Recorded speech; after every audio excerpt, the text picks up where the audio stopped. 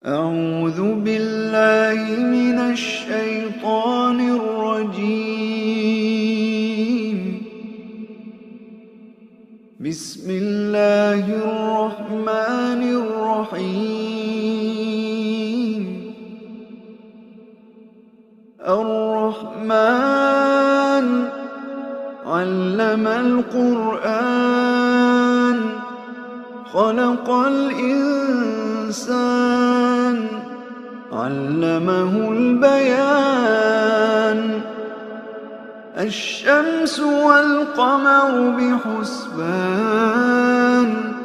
والنجم والشجر يسجدان. والسماء رفعها ووضع الميزان ألا تطغوا في الميزان وأقيموا الوزن بالقسط ولا تخسروا الميزان. والأرض وضعها للأنام فيها فاكهة والنخل ذات الأكمام